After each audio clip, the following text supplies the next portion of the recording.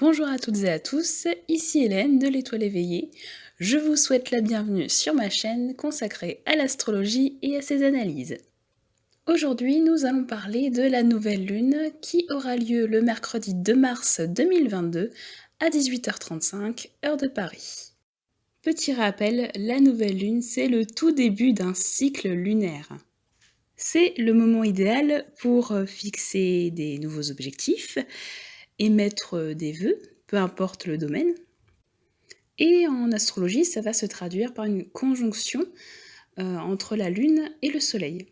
Tout simplement, c'est le moment où ils seront le plus proches l'un de l'autre dans le mois. Et pour ce mercredi 2 mars, la nouvelle Lune sera à 12 degrés du signe du Poisson. Et si vous avez suivi un petit peu mes vidéos précédentes, vous savez que chaque degré dans la roue du zodiaque a ce qu'on appelle une phrase, donc ça s'appelle un degré sabian, qui va être une forme de symbolique. À 12 degrés du Poisson, cela donne: une épée utilisée dans de nombreuses batailles se trouve maintenant dans un musée. On parle ici de déposer les armes après s'être bien battu, surtout après cette dernière pleine lune qui a été assez intense. On parle aussi d'avoir un regard plus sage sur les épreuves que l'on a franchies, mais aussi d'un temps de paix et de repos. Et vous allez le voir par la suite, ça ressortira vraiment dans les énergies de cette nouvelle lune. La lune et le soleil vont donc se retrouver en conjonction dans le signe du Poisson. Le Poisson, c'est un signe d'eau dit mutable, car c'est le dernier d'une saison en cours, ici l'hiver, vous l'aurez deviné. Les signes à mode mutable, donc comme le Gémeaux, la Vierge et aussi le Sagittaire, sont beaucoup plus enclins au changement et s'adaptent relativement facilement, comme leur mode l'indique. Le signe du Poisson est gouverné par la planète Neptune. Neptune, c'est le dieu des mers et des océans dans la mythologie romaine. C'est un signe qui va vraiment être auprès de ses émotions, qui va vraiment se sentir relié, connecté à tout ce qui l'entoure. Il a une personnalité très empathique, très généreuse, qui se dévoue beaucoup pour les autres, quitte dans les excès à se sacrifier même pour les autres. On a coutume de dire en astrologie, en tout cas moi je le dis, que le signe du Poisson, ça peut être vraiment l'infirmier, on va dire, voilà, celui qui aime prendre soin des autres et qui va être complètement dévoué à une cause beaucoup plus grande que lui.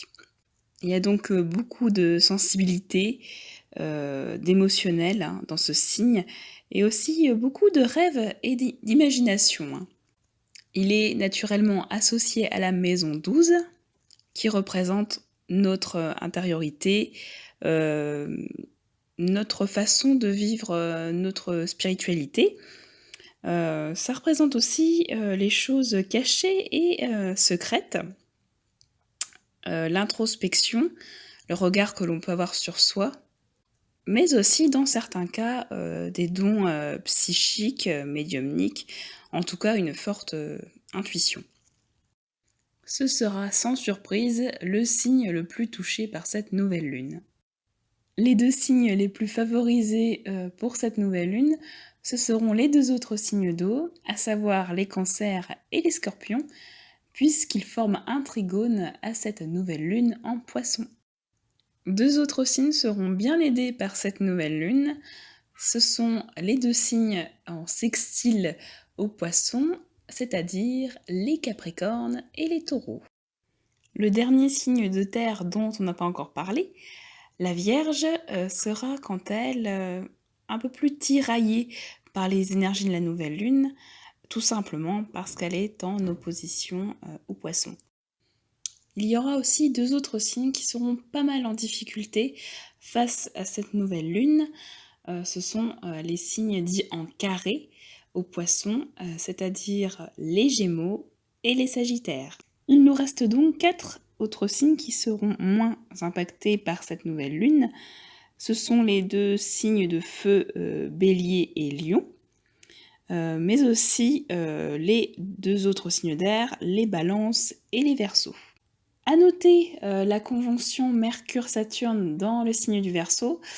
Donc les signes précédemment cités ne seront peut-être pas spécialement touchés par la nouvelle lune, mais par cette conjonction, hein. Et ne vous inquiétez pas, nous verrons ce que cette conjonction signifie par la suite. Passons maintenant aux différents aspects de cette nouvelle lune. La première chose que l'on remarque, c'est Jupiter qui est en conjonction à notre nouvelle lune en Poisson. Jupiter en astrologie, c'est une planète qui a extrêmement bonne réputation et qui est plutôt de bon augure. Elle va incarner l'optimisme, la bienveillance, mais aussi beaucoup d'ouverture envers les autres. L'atmosphère sera donc beaucoup plus légère qu'à la précédente pleine lune. Conjoints à notre nouvelle lune et à Jupiter, nous retrouvons deux astéroïdes, Wisdom et Euphrosyne. Wisdom, il n'est pas clairement affiché sur la roue zodiacale, il va être symbolisé par une petite étoile à côté de la lune. Et Wisdom, en anglais, cela signifie sagesse. La sagesse, qu'est-ce que c'est ? C'est lorsque l'on arrive à une certaine forme de maturité après avoir traversé, après avoir vécu certaines expériences. On a un regard beaucoup plus posé et nous avons pris du recul sur les choses. Nous retrouvons ensuite Euphrosyne. Euphrosyne, elle fait partie des Charites dans la mythologie grecque. Alors ce nom ne vous dit peut-être pas grand-chose, mais si je vous dis les trois grâces, normalement déjà cela doit un peu plus vous parler. Et donc c'est l'une des trois grâces avec Aglaé et Thalie. Euphrosyne, elle symbolise la joie de vivre, l'euphorie, la célébration, la gaieté et l'allégresse. Elle va vraiment renforcer le sens de Jupiter ici. On va retrouver ce côté joyeux, ce côté serein, qu'on n'avait pas forcément à la précédente pleine lune. Ce sont vraiment de belles énergies qui ressortent pour cette nouvelle lune.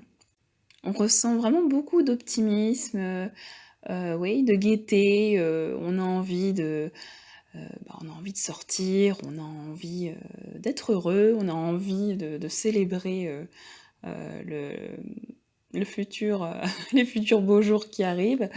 Voilà, on sent qu'il y a vraiment un poids qui se déleste là. Vraiment, moi, c'est ce que je ressens aussi dans cette analyse. Car oui, en astrologie, on analyse les aspects, mais naturellement, mais notre sensibilité, notre intuition va beaucoup aussi nous aider dans l'analyse, hein, tout simplement. Et là, c'est vraiment quelque chose qui ressort beaucoup. Et ce qu'il y a vraiment d'amusant, c'est que nous retrouvons Thalie en Poisson et Aglaé qui, elle, en Scorpion, est en trigone à Euphrosyne et du coup à cette nouvelle lune. Et Aglaé, c'est celle qui brille. Voilà, donc elle peut être caractérisée par la révélation de notre plein potentiel. C'est quand je vous disais que les énergies étaient vraiment très belles, voilà, on en a encore une belle preuve. La nouvelle lune, Jupiter, Wisdom et Euphrosyne se retrouvent en sextile à Uranus en Taureau. Uranus, c'est la planète maîtresse des Verseaux et elle incarne vraiment ce sentiment de liberté, d'ouverture, d'indépendance, d'ingéniosité aussi. Elle était déjà d'ailleurs déjà en sextile à Jupiter lors de la pleine lune du 16 février. Ce vent de gaieté, de joie, d'espoir et d'optimisme sera encore plus renforcé avec cet aspect avec Uranus. Nous sommes sereins et nous croyons en l'avenir. Et quand je vous disais que l'on ressent un poids en moins lors de cette nouvelle lune, c'est aussi grâce à l'aspect harmonique au trigone de la nouvelle lune à la lune noire vraie qui est en Cancer. Alors, sans rentrer dans les détails, la lune noire vraie, c'est un point fictif et elle représente une résolution karmique. On a pu passer par des épreuves assez lourdes à vivre, à supporter, et maintenant, avec ce trigone, on se sent soulagé, apaisé et on peut enfin se reposer. Ce qui n'est pas pour nous déplaire. Nous retrouvons un autre aspect très intéressant lors de cette nouvelle lune, c'est la triple conjonction Vénus-Mars-Pluton dans le signe du Capricorne. Lors de la pleine lune du 16 février, nous avions déjà une conjonction Vénus-Mars dans le signe du Capricorne. Et cet aspect-là nous montrait déjà le fait de s'engager, de se battre pour quelque chose qui nous tient à cœur, donc que ce soit encore une fois une relation, un projet. Ici, nous retrouvons Pluton qui s'invite à la fête, mais qui va renforcer ce côté passionné. Il va vraiment pointer ce qui importe le plus pour nous, nos valeurs profondes.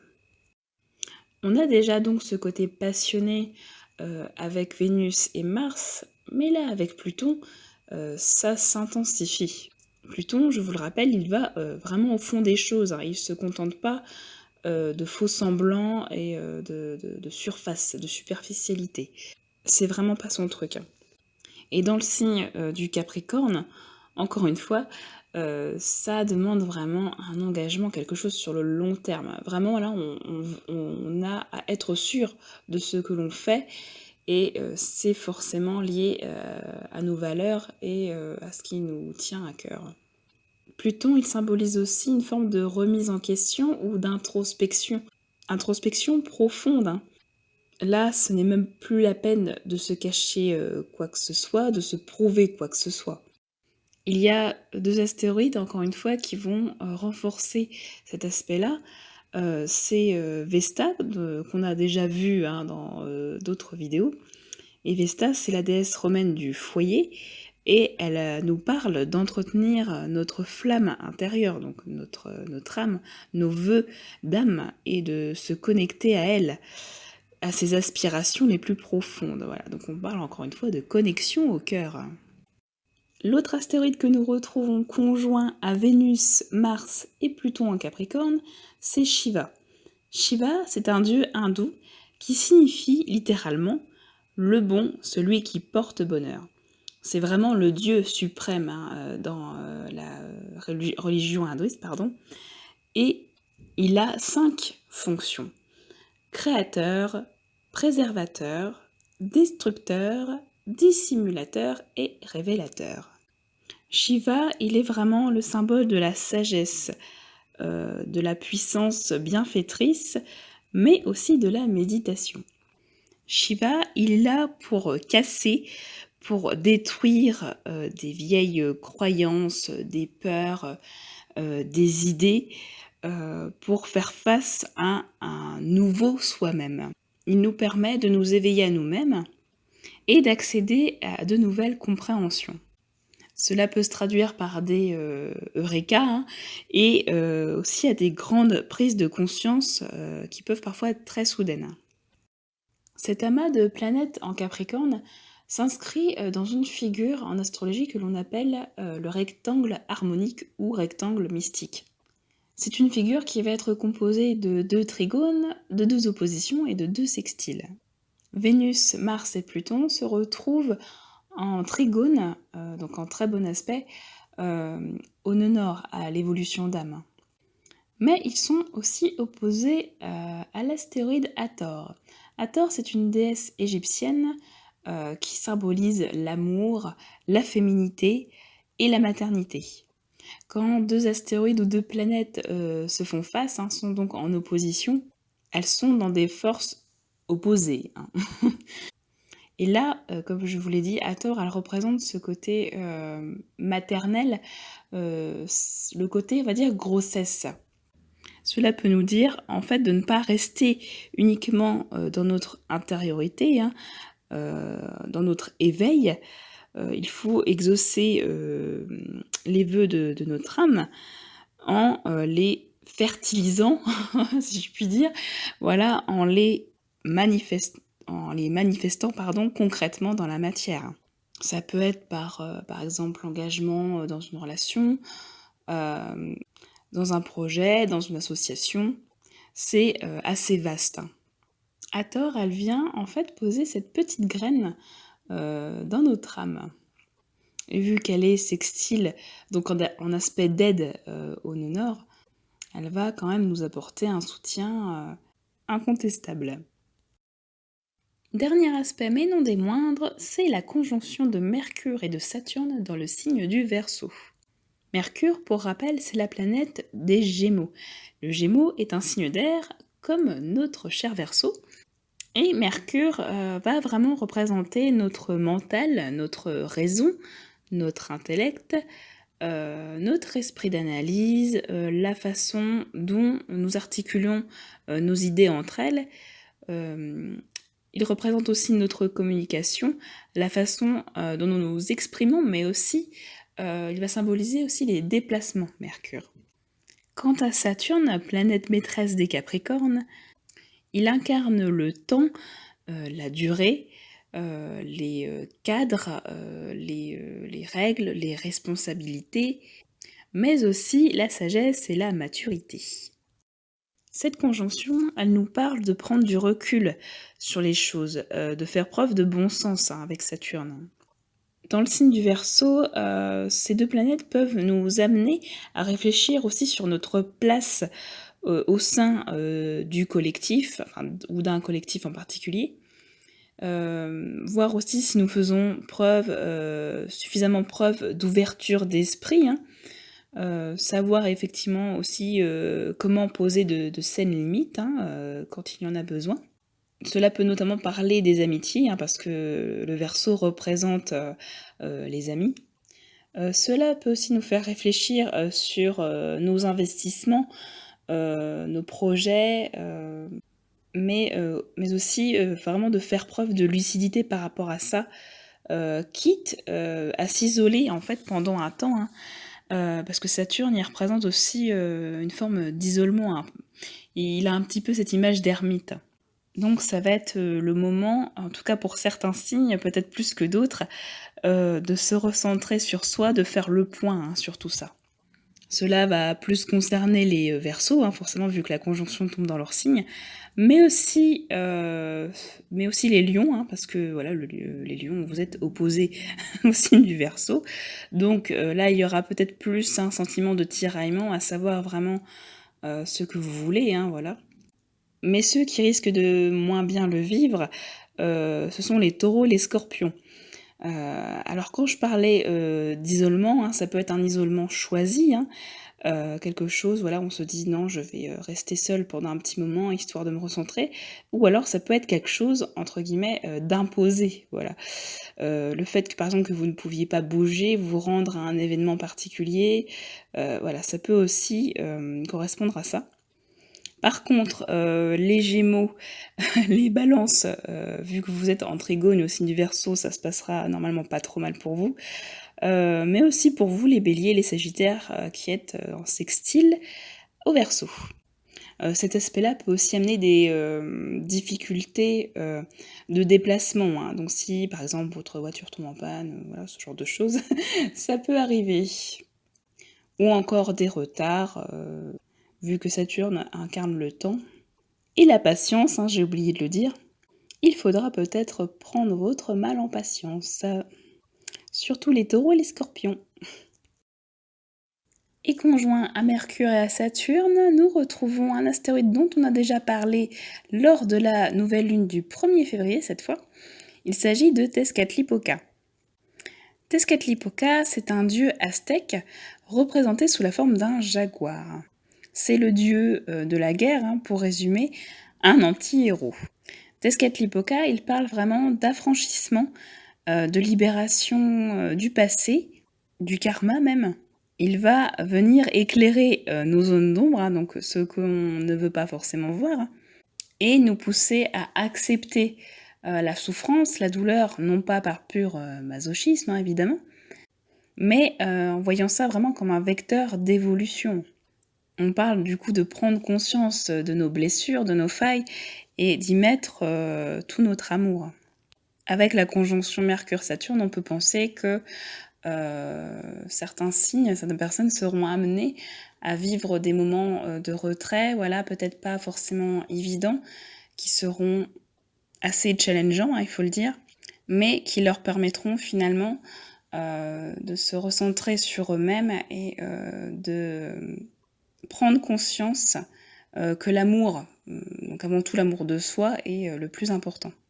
Cette nouvelle lune en Poisson va nous apporter au niveau collectif beaucoup plus de joie, d'apaisement, hein. On en avait bien besoin, surtout après la dernière pleine lune en Lion du 16 février, hein, où on devait vraiment se battre, avoir ce côté guerrier, voilà, pour nos choix, de cœur.